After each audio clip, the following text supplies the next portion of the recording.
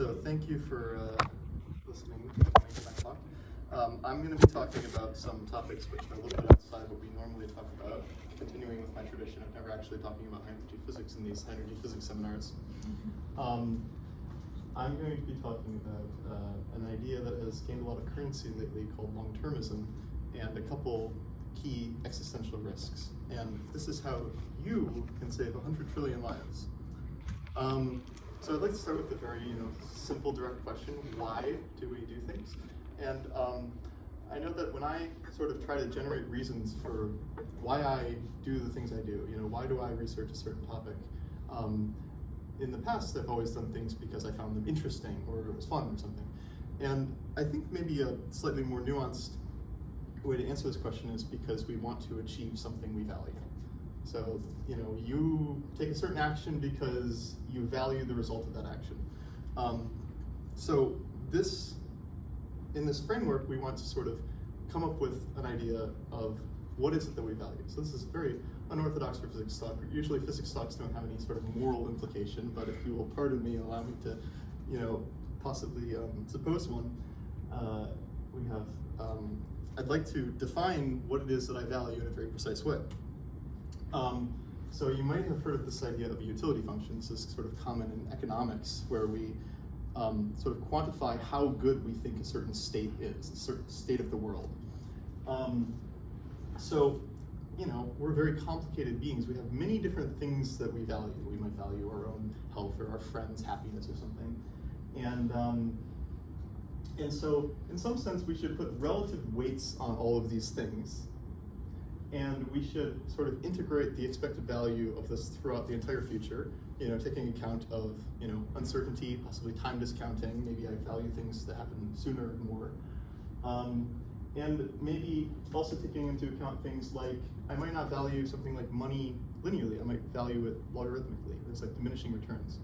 But there's other things where I could make a strong claim. I think if we're talking about, like, you save someone's life, it's twice as good to save 2 lives as it is to save 1 life. I don't think that this diminishes logarithmically in the same way that money, the marginal value of money, diminishes. So I think we can make some claims like certain things should be linear in our function. And all right, this is sort of a nice framework to set up, but how do I actually figure out, how do I use this for anything? So there's a whole field of economics and to some extent behavioral psychology, which sort of does experiments, and they give people trade-offs. They say, okay, here's something you value, maybe your money. Here's something else you value, maybe going to a movie. And let's sort of see what price you'll accept as that trade-off. At what point are you indifferent to the value of this money versus the value of the pleasurable experience of the movie? So in another sense, the entire economy does this. And there's lots of ways that we can learn about these relative preferences and these functions and so on. And I should note, it's very important that if you don't consistently follow a utility function, I can construct a series of bets or offers to you that you will accept and will be a guaranteed loss. This is some sense in which you're not like having conservative actions in the sense of a conservative field, if you have an inconsistent choices. So I could talk about that all day, but let me get on with it. So I'd like to make a claim about, for this talk, let me not focus on all of human value. Let me talk about one thing that we might value, which is the future, or specifically the lives of persons who might live in the future. I use persons slightly different than people in keeping with this book. I will make a sort of strong claim that we do somewhat value the lives of people who might live in the future. You might say that you care about people alive now more, but I can prove to you that you do somewhat care about things that are yet to come. Many of you might, for instance, be interested in like saving the climate or helping, have a clean climate or not destroying the world for our grandchildren and so on. So those people aren't around yet, but yet you still somehow care that they have a good life. So I think it sort of sounds a little bit wrong to say, I don't care about them at all. And so even if you just grant me a little tiny iota in this term, the weight of future persons, and you might do that because you have uncertainty about what this weight should be, it will multiply by something very large. Which brings me to my next claim, which is that the future is very big. And so let's think about the future. First, we'll talk for ourselves a moment about where we are in history. Humans have been around for a long time as a species, like 300,000 years. But in that time, the population has been fairly low. In fact, today, actually, as it happens, is the day that we expect that the human population has just exceeded 8 billion people as of today. That's like a news story for you. Good job, humanity. Okay. Hopefully they're all, happy lives. We want to maximize that, as well as maximizing the number of them.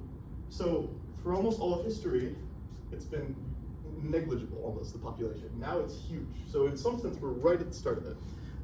Only about 109 billion have ever lived. Today there are exactly 8 billion people alive. So we might ask, where are we in this order? How many more people are there in the future that we need to put in that term, in that equation? And so if we sort of assume, let's make some little Fermi-style estimates.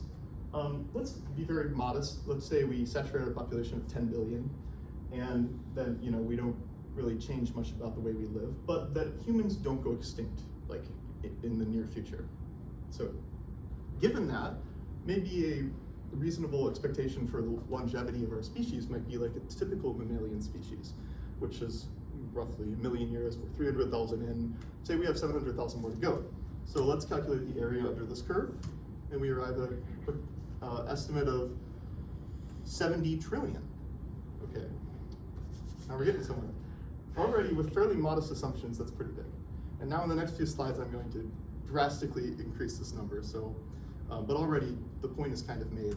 If we were not really a typical mammalian species, we might be able to last longer than our counterparts, or sort of Homo erectus type counterparts. So maybe we last like 10% the lifetime of the sun. Well, that gives us a pretty staggering number.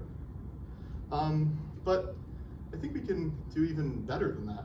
If you imagine for a second, like something like, if I say, oh, let's go colonize Mars, and like Elon Musk or something, that sounds a little far-fetched to happen like in our lifetime, that could be a big deal. But on the time scale of millions of years, if we don't wipe ourselves out, that seems fairly easy.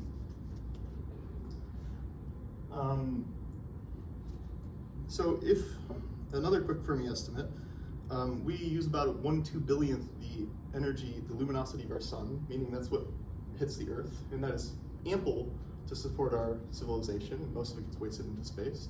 If we were able to put that more to a better use rather than just having it get wasted going out into the universe, imagine if we could use all that for something productive. We could arrive at a huge, truly vast number. While we're at it, and here it starts to get maybe more speculative, but there's an idea about how we could potentially, and this is one of my favorite ideas, actually. It's brilliant, and it was created by a very brilliant person. There's this idea of how we could possibly, over long time spans, spread life throughout the galaxy or the cosmos. And you may know one of the smartest men who ever lived, John von Neumann. He had this idea, sort of simple idea, which is just that if you could make something that self-replicates, a probe that, say, you launched to another star, and it might take a very long time to get there. It might only travel at the speed of our fastest, like the Voyager spacecraft or something. It will eventually, arrive, construct more probes, launch those out, repeat. This could eventually spread, humanity very far. And so in some really extreme estimates, you might ask about settling terrestrial planets, or perhaps even using a meaningful fraction of our future light cone at whatever speed von Neumann probes could manage it. And Nick Bostrom, in his book, estimates what he calls our cosmological endowment to be some staggering numbers. I mean, it's hard to wrap your mind around such things. In this passage, he gives a beautiful Fermi estimate where he talks about the fundamental limits of the efficiency of computation, and if you could harness all the energy of the cosmos and so on, and comes up with some truly insane numbers, like we have this many people. If we represent each soul or each person as a teardrop of joy, we could fill our seas of Earth every second. We keep doing so for 100 billion millennia. I think I might have thrown in an extra billion, but the point is the same. It's really important that we make sure that these really are tears of joy. So probably in your head now there's some objections that are coming up, like, okay, first of all, this is crazy. You're talking about things that are very unusual, so that must be wrong, that must be wild.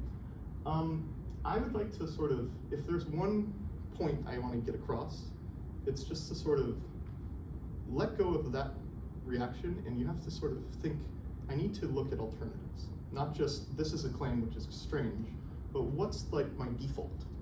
My default might be something like human life goes on as normal, and then we don't do that stuff. But that was my first estimate, which was already huge. So you might say, oh, it goes extinct. I'm like, okay, that is definitely a possibility, which we should avoid, and that's the next topic. But you might specifically object to human spreading, like we can't do it for some fundamental reason, or we won't want to. And this guy, Holden Karnofsky, he has an excellent series of blog posts where he discusses these things, and he sort of makes the claim that all of these different possible futures are wild, so these sort of objections themselves are a little bit wild. I will readily confess that it is not at all certain, this possible future I'm describing, and that's kind of the problem, because it seems very desirable. However, it is an important part of our calculations if we're trying to figure out like what really optimizes our utility function. You might also, so he actually makes the claim that this could actually happen sort of starting very soon, and he talks about like, okay, if you're a techno-optimist, the history of the universe looks something like this, but maybe you don't think we can do that for hundreds of thousands of years. It makes absolutely no difference in this picture. It doesn't even change as much as a pixel. So you just want to get the idea that these timescales are really vast. And so the stakes are enormous. Okay, and so the beautiful thing here is that we finally have a real life application of high energy physics. So there's this great book by Max Tegmark, who's a cosmologist at MIT. And he sort of does a lot of these kinds of estimates. I think this is my top recommendation for a book for you to read. And if anyone wants it, I will hook you up with it or buy it for you. That is my sort of form of charity. So just ask and I will get it for you. So this is an excellent book, which I think taught me a lot about, just like actual physics, as well as looking at things in this context. All right, so if we sort of take an expectation value, all right, those later claims, they have extremely low probabilities. I'm not comfortable giving something zero probability. If I know one thing about Bayesian probability theory, it's that it takes literally infinite evidence to assign something zero probability. So it's hard to rule out these massive terms. And so even if they're very unlikely, they still sort of, in some sense, might dominate our thinking. But even neglecting all that, I think the most conservative term is still, this might void the title of my talk, but it is still very much worth thinking about extinction risks.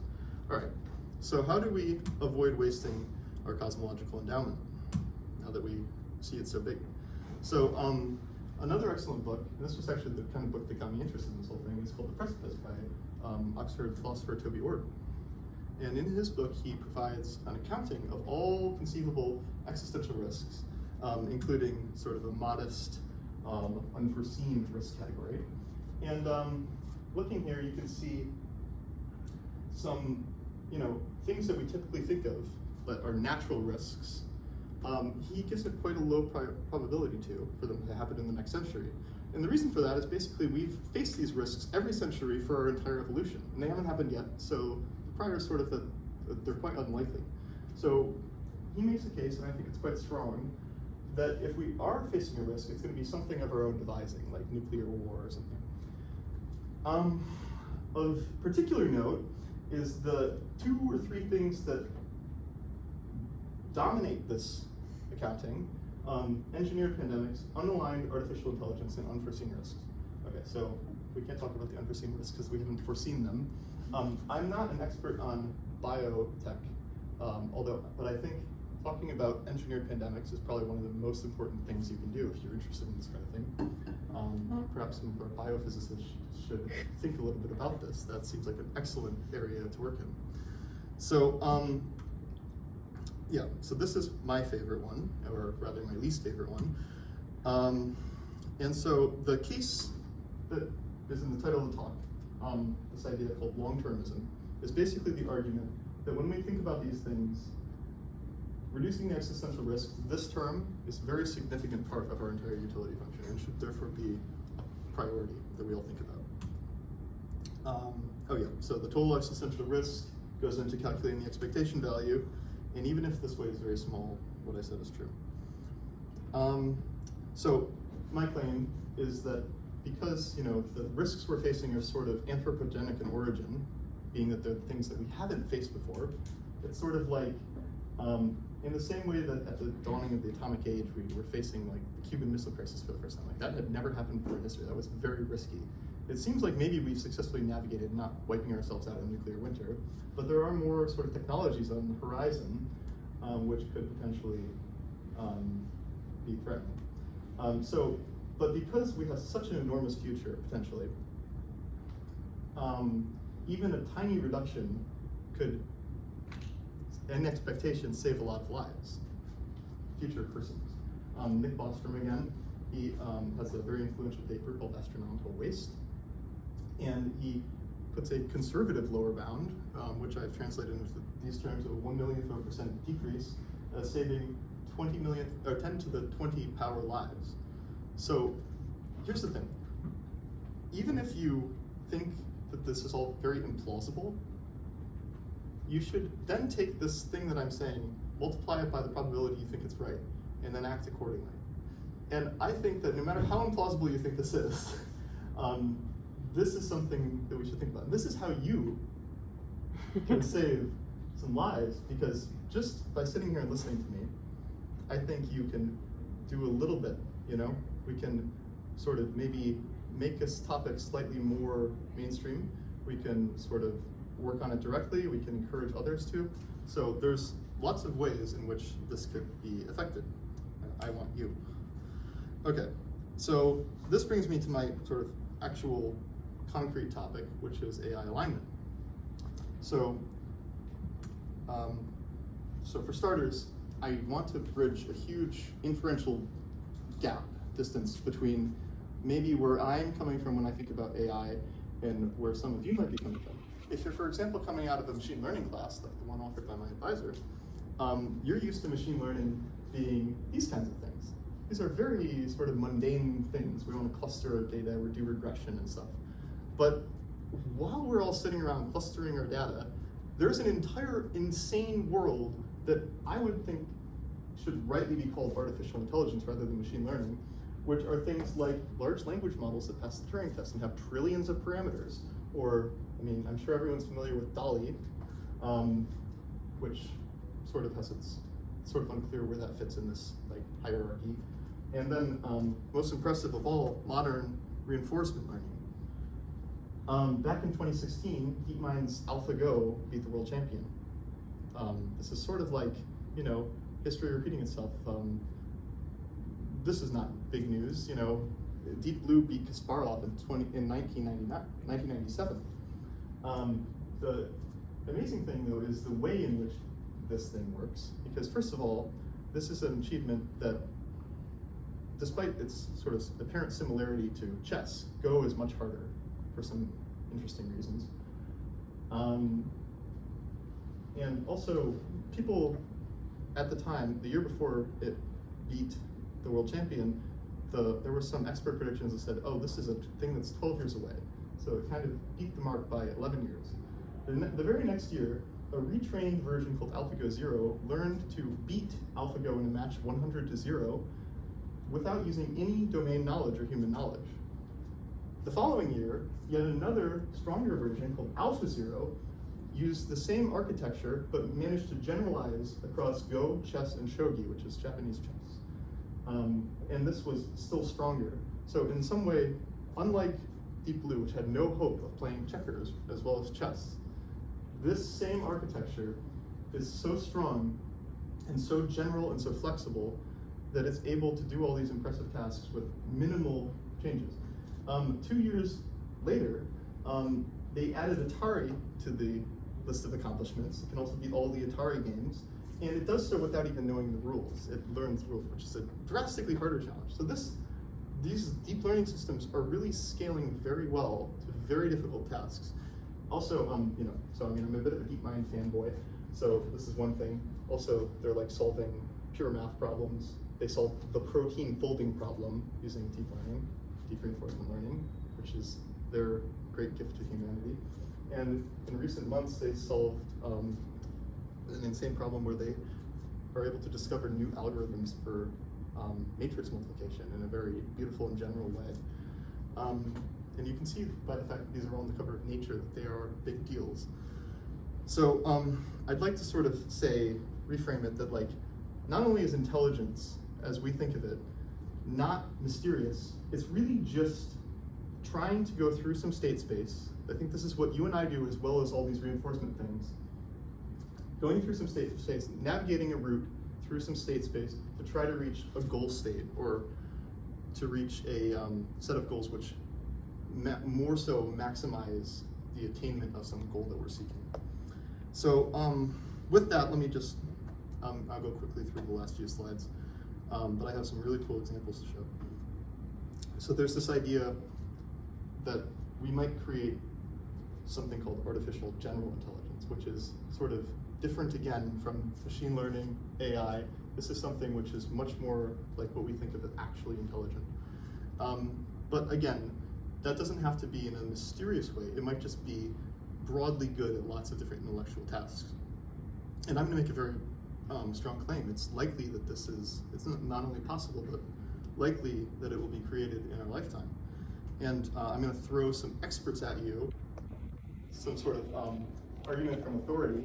This is a recent survey, actually it's all the way up in 2015, so it's actually quite outdated now, of all the people published at ICML and NeurIPS, which are the two biggest machine learning conferences. And when asked, they gave these estimates for the arrival of AGI, or actually they have a slightly different definition, which is something that can unaided accomplish every task better and more cheaply than human workers, which sounds like a very big deal. A more recent survey put the estimate even earlier, so it's not exactly fringe if these people are all saying this. The foremost company, DeepMind, their stated goal is to do this. I will also say that based on all this, I expect it to be enormously economically productive to make AGI. So there's a huge financial motivation for companies to pour money and resources into this, which I think contributes a lot to this sort of hastening of the timelines. Because back in 2015, we didn't see all those amazing results, and companies were not investing like they are now.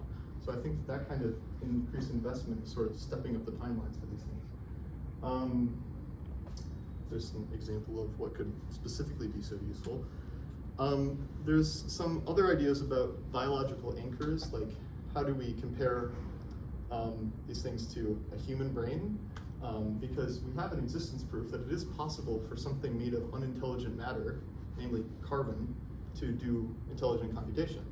If you're a physical reductionist, as I think most physicists are, we believe that basically the brain is just inanimate matter that produces intelligence. So the existence proof is thus. So it's really more of a question of when we would get the compute necessary and how much that is. So continuing with this sort of speculation, all the way back in '65, this is sort of obligatory for me to have this slide on here. This person, I.J. Good, who's another Oxford philosopher, it's funny how they're all at Oxford, he came up with this idea that you could have a machine which is better at humans at designing new machines, and you could get some sort of iterative self-improvement. And this idea of the intelligence explosion, I think, is a very, I think this idea more than anything else gives me the sense that these very far-fetched things might actually be possible, because it's not really clear what would happen if the machine learning system gets better at helping us create a successor system which is even better. And there's a beautiful analysis by Nick Bostrom called The Kinematics of an Intelligence Explosion in his book Superintelligence, which I sort of recommend.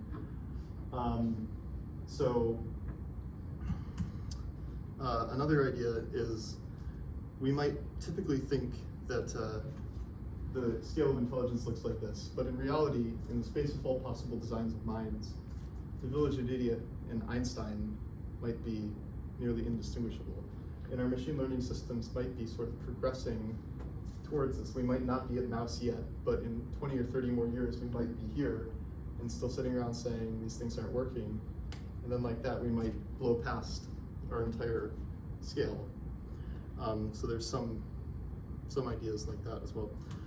Okay, so to finally get into this idea of the alignment problem, I think this guy, Stuart Russell, who wrote the book on artificial intelligence, Russell and Norvig, he wrote another book called Human Compatible, where he frames the problem and says, okay, so the primary concern is not that these things will just have spooky emergent consciousness or something. It's that they will just get very good at making decisions. Like they will get very good at navigating through that phase space or that state space.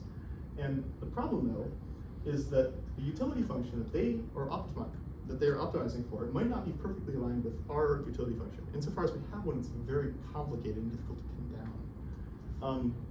And also there's some sort of idea that it might instrumentally, in its effort to realize its goals, it might develop instrumental goals, which will, we'll get to that in a second.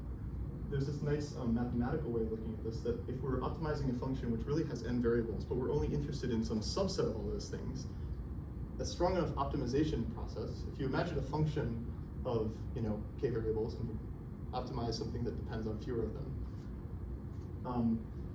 if it's unbounded, you'll set the other variables that you're not optimizing on to extreme values, and this might be highly undesirable. So we should look at some specific examples to see that, which I don't think we'll have time to do today. So, but essentially, in some way, this is a little bit like every story of wish fulfillment. King Midas or the lamp or the sorcerer's apprentice, where you get exactly what you ask for, but maybe it's not what you want. There's some scary examples of how this is already happening. For instance, the YouTube algorithm or the Facebook algorithm are optimizing for things that are not what we really want, like viewership or like retention or something, and that's leading to all sorts of problems. There are plenty of examples of near-term systems that are already in operation where they inherit bias from their data set, or optimizing for something like accuracy, whereas what we really want them to optimize for is some nebulous notion of fairness. Same sort of issues with the risk assessment tools, like the Compass tool, which there I have a link to. This is an excellent book, which sort of, if you're interested in these sort of near-term AI ethics things, you should read this. Okay, so there's some more argument from authority. I'll just skip over that. There's Russell and Norvig again. They also agree with these things. There's just one other thing, this instrumental convergence thesis, which is that there are some goals which are useful to pretty much any final goal. So if you're interested in some final goal, like get the coffee, that doesn't say anything about don't ever let anyone shut you down, but you can't get the coffee if you're dead. So certain goals might be implied accidentally by pretty much any goal we put into a system. And if it's a sufficiently powerful optimizer, it might optimize for its instrumental goals. In fact, it will if we don't do something about it. Then there's also this idea of the orthogonality thesis, which is that just because something is smart doesn't necessarily mean it will have smart goals in the sense that humans mean it. Okay. So there's some beautiful examples of how these things can be misaligned concretely. So in reinforcement learning, we give a reward for certain behaviors, and it tries to seek to optimize that reward. So it might get rewarded for good behavior, which is what we want. It might also get rewarded for hiding the ways in which it misbehaves. Or perhaps it might gain rewards for pursuing these instrumental goals. And there's something else. So I'm just going to show you a couple of quick examples of this. So one thing is optimize your anatomy, this little toy example, for being able to walk. Like we want you to get as far as possible. And what we're going to do is we're going to measure the center of mass, how much the center of mass moves. So the people who programmed this forgot to penalize it for, moving things and gaining gravitational potential energy for free. So the optimal structure it found was just something really tall with a really big head. So that turns out to be the optimal solution to that problem, as defined. Another great example is this, this boat racing game said, okay, just get lots of points. You would expect that just saying play the game and get lots of points would mean you would have to play the game well, right? Not so. In this particular game, the agent found a way in which you could just sort of go in a loop and get these power-up things and basically get infinite rewards. So the rest of the race is proceeding without it participating, but it's getting more rewards than if it actually went around the race. I don't think the game designers realized this was possible, but this is a classic example. The thing found it. Another one says, grab the yellow ball. So here's like a claw. And then what we're gonna reward is what the humans say. So this is called reinforcement learning from human feedback. We're gonna use human feedback as a reward. Okay, so grab the ball. What does it do? It might not be totally obvious, but what it's actually doing, the ball's here, and it's sort of grabbing in front of it along the line of sight of the camera. So humans looking at this, apparently when they were rewarding it, thought it was grabbing the ball, but it wasn't actually grabbing the ball.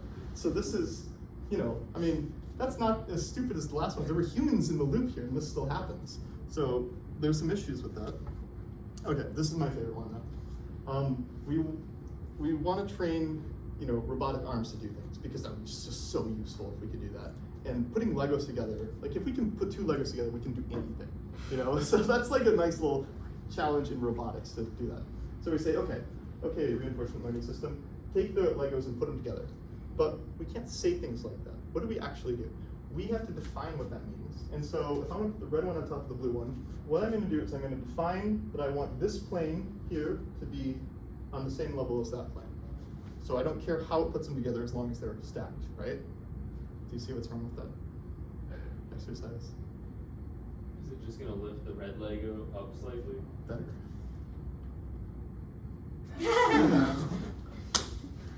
It's beautiful. Yeah.